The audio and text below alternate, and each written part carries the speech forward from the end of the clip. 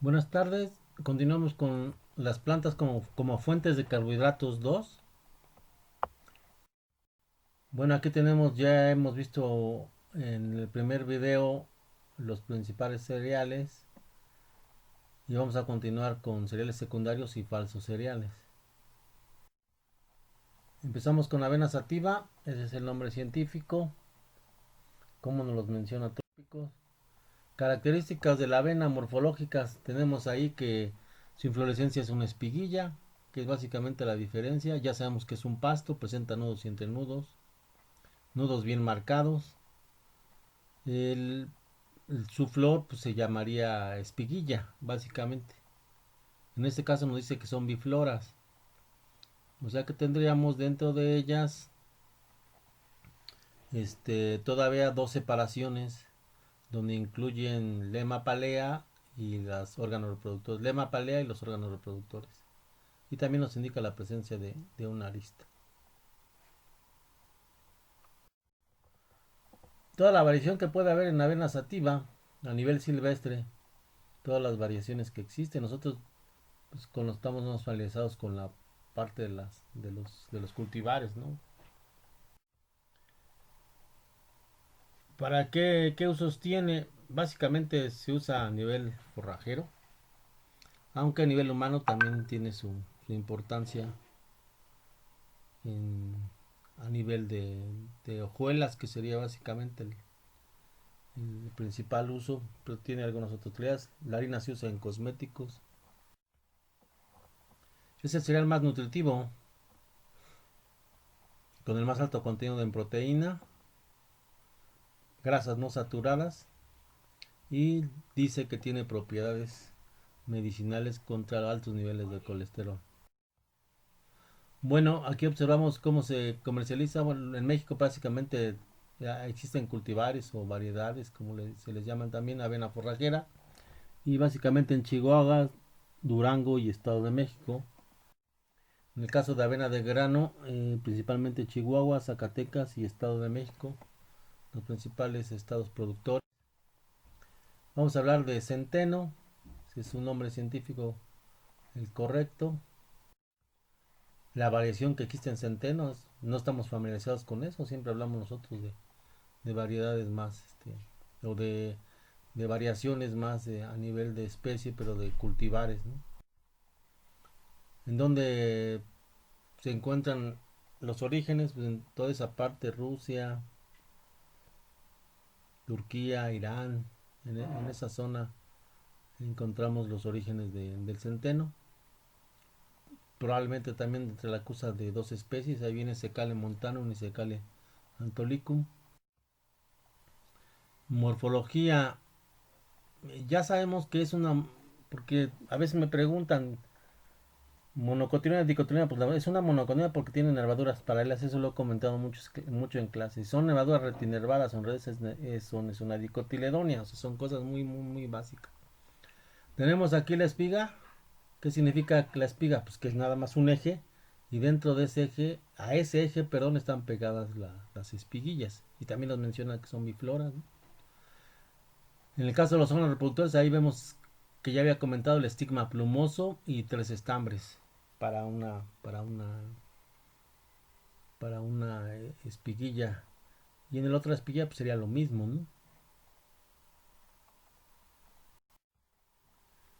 Importancia económica, pues básicamente la producción es más conocido en Europa y se usa principalmente para la elaboración de pan en el continente americano como forraje.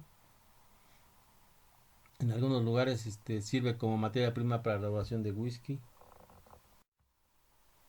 Trítico secale, que es una cruza entre dos especies, el trigo y el centeno, y ahí está cómo se debe poner su nombre científico, ¿no?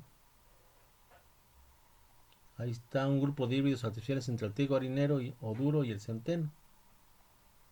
Ahí está el nivel de ploidía o poliploidía. Entre más tengan, pues son muchos mejores los individuos responden mejor al ambiente, son más resistentes, cosas de ese tipo que verán en genética. Aquí está el trítico secal, también vemos que es una espiga y a esa espiga o a ese eje vienen pegadas las flores. Lo que ustedes ven de color amarillo son los estambres, ¿no? En este caso está abierta la espiguilla. Entramos a un grupo de plantas que las conocen como mijos, que no son tan conocidas en México, pero que en otras partes sí se utilizan y ahí vienen las especies, ¿no? Setaria indica, Panicum milaceum, Eleucine coracana, Penicetum glaucum, Quinocloa colona y Paspalum scroviculatum. Entonces, cuando escuchan la palabra mijo, se refiere a una serie de especies que significa que son semillas pequeñas, ¿no? Está la primera Setaria itálica, lo que se ve ahí de manera así básica, pues tendríamos de apariencia una espiga, pero si se fijan con detalle tenemos todavía ramificaciones muy pequeñas, entonces eso ya nos indicaría que es una panícula, aunque de apariencia nos pensaríamos que es una espiga.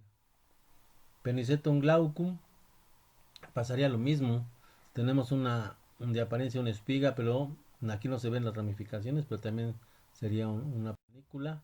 Aquí se ven ramificaciones claras, perdón, en esta Eleucine coracana y sería una panícula. Otra panícula en Paspalum scroviculatum.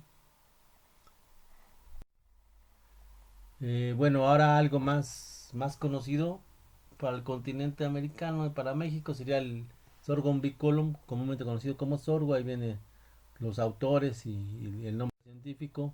La variación otra vez en el sorgo, todas las variaciones que existen a nivel silvestre. Este, ahí nos dice claramente que es domesticado en el continente africano. Ahí está Etiopía y de ahí se distribuye a todo el mundo, ¿no? La morfología, ahí sí vemos claramente que es una panícula. Hay ramificaciones laterales, un eje central. Las hojas son planas, largas y anchas. Las espiguillas nos dicen que son sésiles, pero, o sea, pegadas al eje, pero tenemos varias ramificaciones, entonces quedamos que eso es una panícula. ¿Para qué nos sirve el sorgo? Básicamente se puede consumir directamente como tortilla, a veces esa tortilla puede estar fermentada, principalmente para forraje, para silaje. En algunos lugares producen palomitas, miel de tallo, cerveza, almidón. ¿Cómo se comercializa? Sorgo forrajero, básicamente. Alimentación del ganado. Entonces tenemos como estado Sonora, Chihuahua, Coahuila.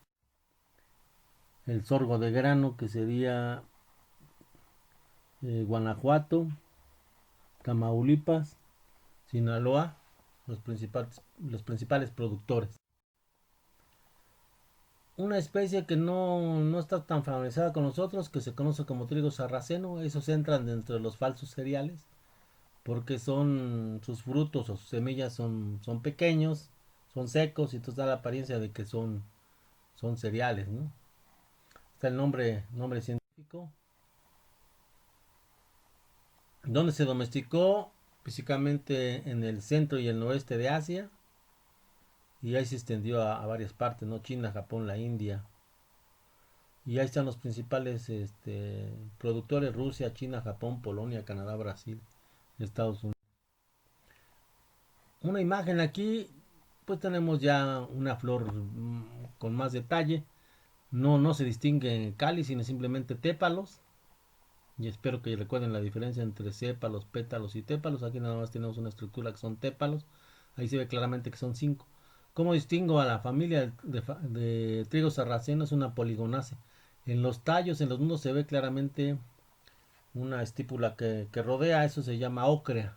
Y eso es típico de la familia Poligonaceae.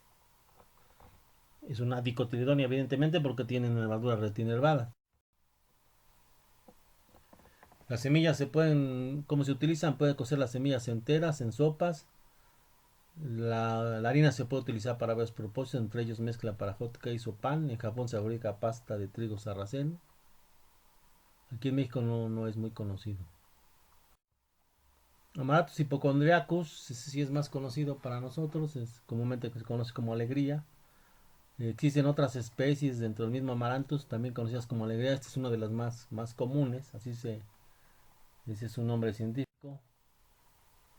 Ya vienen otros nombres aceptados. Aquí claramente se ve que dice Amaranthus hybridus, variedad híbridos. Es otra manera de poderlo nombrar. El más común sería Amaranthus hipocondriaco. Está ahí la inflorescencia, que también es una panícula, las hojas retinervadas, es una dicotiledonia. Y a nivel del fruto tenemos esa estructura que dice opérculo, que básicamente sería como una tapadera, que cuando ya está madura abre y adentro tendríamos la semilla. Y ahí dice claramente, bueno, abajo dice urna. A esto se le conoce como pixidio. ¿Qué tenemos en amaranto? Pues tenemos básicamente algo muy interesante. Aparte de endosperma, que sería como que lo más común que conocemos para alimentar al embrión dentro de la semilla, también tenemos un perisperma. O sea, como que dos fuentes de alimentos. Por eso sería importante que ustedes consumieran alegría. Tenemos dos fuentes de alimentación ahí para el embrión. Al ser humano también le serviría igual. ¿Cómo se comercializa? Como amaranto. Ahí tenemos a los principales: Estado de México, Puebla, Tlaxcala. Otra de los cereales que no son tan conocidos, que se llama quinoa, es su nombre científico, que no puedo quinoa. Este, aunque sí es común ya encontrarlo aquí en los mercados. Y las fuentes utilizadas para este video.